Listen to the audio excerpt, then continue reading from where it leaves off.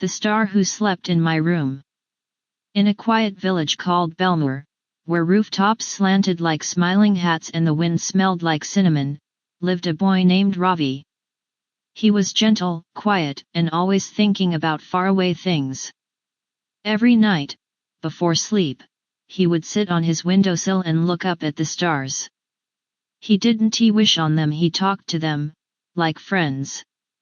He'd whisper things like, "Today I found a blue feather," or "I wonder why cats never smile with their eyes." One evening, something strange happened. The stars were brighter than usual, almost nervous, blinking like they were trying to say something. And then, just as Ravi yawned, one of the stars fell. Not down the mountain, not into the lake, but straight into his room, landing softly on his bed. It wasn't a crash, nor a bang. It was like a sigh of light. Ravi blinked. On his bed sat a tiny glowing figure no taller than his pillow, with silver eyes and hair made of dusted gold. She looked around, blinked slowly, then curled up on the blanket like a kitten and whispered, "5 minutes. Then I'll go." Ravi said nothing. He didn't want to scare her.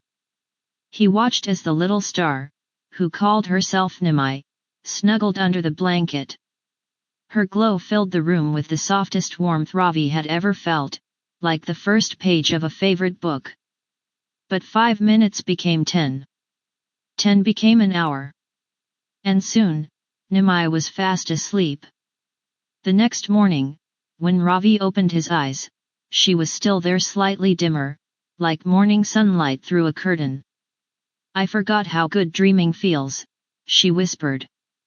Nimai explained that stars didn't dream. They watched dreams, listened to them, and passed them along across the sky. But last night, something unusual had happened. A wind between the stars, called the quiet drift, had knocked her off her place. She'd been drifting, dizzy and tired, until she found Ravi's light calling out. Not the light from a lamp or candle, but the light from his heart. Ravi smiled and said she could stay as long as she liked. For the next few days, Nimai stayed in Ravi's room. She told him stories of what stars saw from above: a bear who painted sunsets in the snow, a tree in a desert that gave dreams to birds, a boy on a mountain who whistled a tune so lovely it made clouds cry. In return, Ravi told her stories from Earth. About how warm soup tasted on cold days, how it felt to fall off a bike and laugh anyway, and how sometimes, silence was the best kind of noise. But Nimai was fading. She didn't say anything, but Ravi could see it.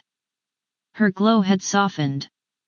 Her words grew slower, like echoes. That night, as he tucked her in, she whispered, "I think it's time." Ravi's eyes filled with tears. "But I don't want you to go," he whispered. Nimai reached out and placed her glowing hand on his heart. "I never really leave. Every star you see, we're just dreamers, waiting to return." And with that, she vanished. No flash, no sound, just a warmth left in the sheets and the softest shimmer in the air. From that night on, whenever Ravi looked at the sky, he didn't talk to the stars. He listened. And in the silence, he always heard Nimai's voice, humming lullabies made of light.